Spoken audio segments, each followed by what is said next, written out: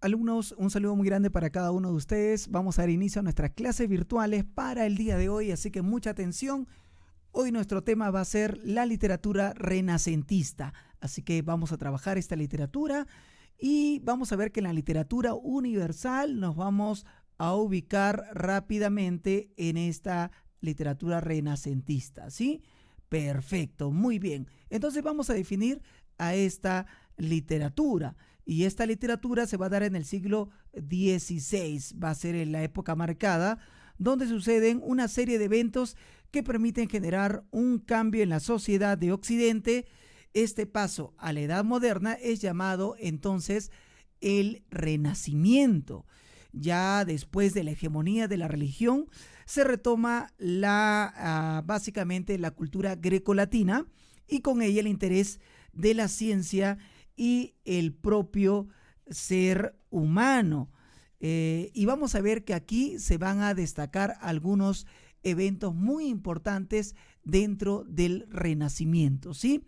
Entonces veremos que, por ejemplo, uno de los eventos básicamente fue la consolidación de la invención de la imprenta moderna por Johann Gutenberg, además el descubrimiento de América en el año de 1942 y la reforma protestante por Martín Lutero. Vamos a ver las características de este tiempo renacentista. Y bueno, lo primero que vamos a encontrar es que se produce un avance científico y tecnológico. De hecho, que va a haber estos descubrimientos y avances no solamente en el área literaria, sino en el arte, la ciencia, que lo vamos a ver más adelante. Vamos a ver otra característica, que es que el hombre es el centro de la preocupación objetiva, o sea, el paso del teocentrismo al antropocentrismo. O sea, ahora ya lo más importante ya no es la parte espiritual, sino es el ser humano. Muy bien, el predominio, por ejemplo, de la razón como oposición al dogmatismo de la Edad Media. Eso quiere decir que había ciertas normas espirituales o dogmáticas que hacían que el ser humano pues caminara sobre esos preceptos. Ahora no, ahora lo más importante era obviamente la razón. Tuvo como base, dice, filosófica al humanismo y retoma el clasicismo grecorromano. ¿Por qué el humanismo? Porque es una corriente que va a enfocar el predominio de la razón, obviamente, pero se va a enfocar siempre en el ser humano, en el hombre, más no en algo que trascienda. O sea, la parte espiritual o teocéntrica, que significaba que Dios era el centro, ¿sí? Ahora pasa a otro plano y ahora el hombre es el centro de la existencia. Perfecto. Otra característica más que vamos a encontrar aquí en el Renacimiento va a ser, por ejemplo, el hecho de poner a predilección la naturaleza y el amor por el goce de la vida. De hecho, que esto tiene que ver mucho porque se va a rescatar esa predilección en una expresión literaria que se da básicamente en la naturaleza y las expresiones de temas amorosos con una amada idealizada. También va a primar el goce por la vida terrenal sobre la vida del sufrimiento con fines espirituales, ¿no? Eso es lo que también se va uno puede darse cuenta dentro de las características de la literatura renacentista, ¿sí? Características marcadas que nos van a ayudar a identificar a esta corriente literaria, o más que corriente literaria, un movimiento que va a ser de tránsito de la literatura medieval o de la Edad Media a la literatura moderna, en la cual va a estar enclaustrado esta literatura renacentista. Y de hecho que vamos a encontrar algunos grandes exponentes que van a ayudar mucho a que esta literatura pues tenga cierta preponderancia o pueda tener un auge en lo que a literatura pertenece. Pues no, vamos a encontrar primero a un gran representante. Aquí vamos a encontrar, primero que nada, encontraremos a a estos precursores. ¿Quiénes son los precursores? Dante, Boccaccio y Petrarca. Si bien es cierto, ellos también pertenecen a la Edad Media, casi al culmen de la Edad Media, Edad Medieval, también son considerados dentro del Renacimiento como precursores. Repito, Dante Alighieri, Boccaccio y Francisco Petrarca. ¿Quiénes más encontramos? Bueno, encontramos al famoso Rotterdam. Rotterdam, que a través de sus elegías, Locura o Necedad, va a hacer una ironía al cristianismo a través de sus elegías, ¿no? Él va a hacer ciertas obras satíricas.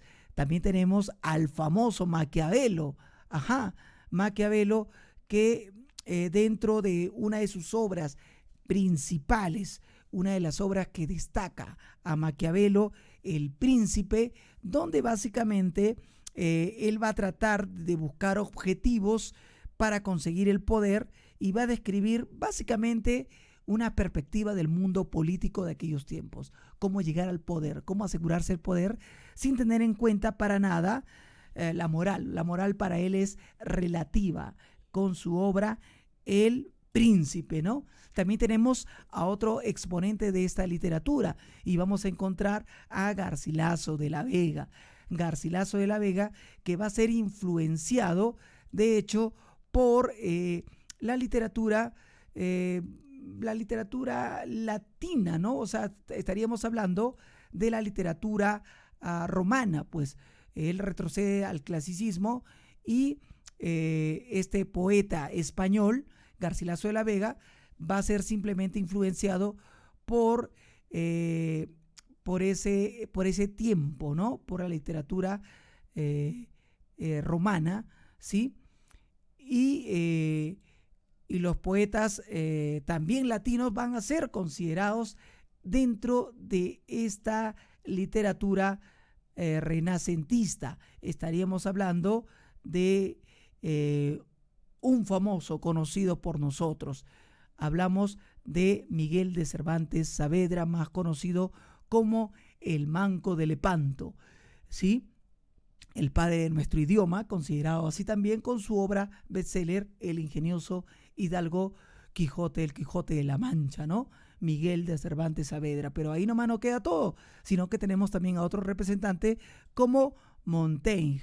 Montaigne, por ejemplo, él va a ser, si bien es cierto, considerado dentro de los renacentistas porque va a tener muchas novelas donde él va a ser el precursor básicamente de la novela moderna y además también autor y creador de los ensayos, que eran textos de análisis de opinión sobre un tema determinado, haciendo el uso obviamente de la razón. Entonces Montaigne va a ser el que va a crear los famosos ensayos, ¿no?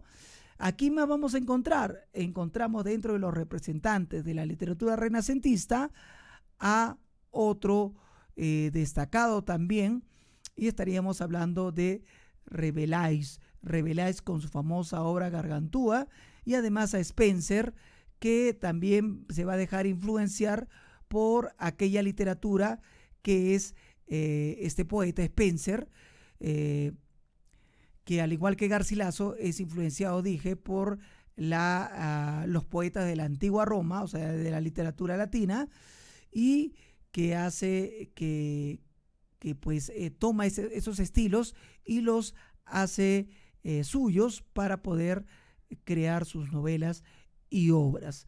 Además, también vamos a considerar como principal representante de Renacimiento a otro famoso, ¿sí? Estamos hablando de William Shakespeare. William Shakespeare, que va a tener a través de la literatura clásica, va a tomar los modelos y va a escribir este dramaturgo, Hamlet, y además el famoso Romeo y Julieta. Estos fueron los representantes de la literatura renacentista. Ahora, tenemos que tener en cuenta que la imprenta jugó un papel preponderante porque pudieron imprimirse muchos libros, muchos textos, tesis, etcétera, y por eso que es importante.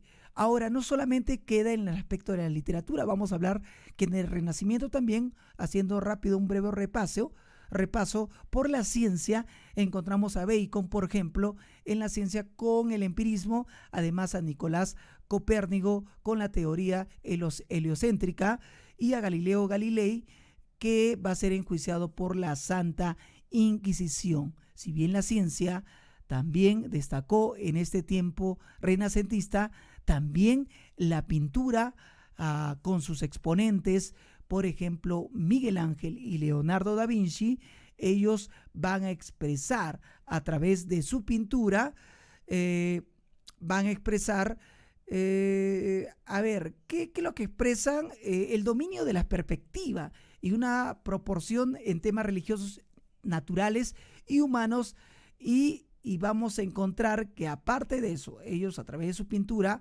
van a expresar todo lo que dije, pero hay algo que también va a marcar en el Renacimiento, que va a tener una influencia muy grande, va a ser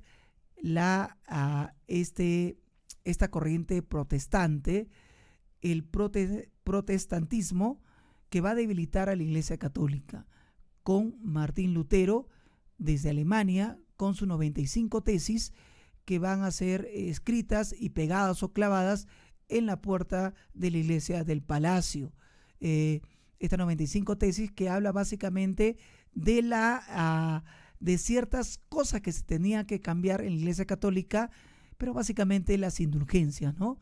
Porque él recurre y hace incluso sermones en contra de las indulgencias, de 3 sermones, y posteriormente a eso, en una de sus sermones, él toma, por ejemplo, la cita bíblica de 1 de Romanos, capítulo, me parece que es 16 o 17, donde habla acerca que el justo va a ser salvo por la fe, habla de la gracia también, y esto obviamente no va a ser bien tomado por la jerarquía católica, ¿no? Y de hecho de ahí que estas 95 tesis que han sido impresas, por eso que la imprenta jugó un papel preponderante, va a ser no solamente para Alemania, sino va a ser influencia para el resto de Europa, ¿no? Hemos visto rápidamente un análisis de esta literatura renacentista y hablando también un poco acerca del Renacimiento, donde el humanismo es la característica, yo creo, fundamental de este tiempo, ¿no? De este tiempo del paso de la Edad Media al modernismo, el Renacimiento. Pero tener en cuenta algunas cosas importantes dentro de este tiempo, ¿no? Entonces diremos que la literatura y la cultura renacentista gradualmente dejan de girar en torno a Dios y son más una expresión renovadora del ser humano mirando su propia realidad e individualidad. Entonces, eso sería en resumen esta literatura renacentista. Hasta aquí sería nuestra clase para el día de hoy. Les mando muchos saludos nuevamente, cuídense bastante y estaremos trabajando y viéndonos en la próxima clase virtual que estaremos creando para ustedes. Bendiciones.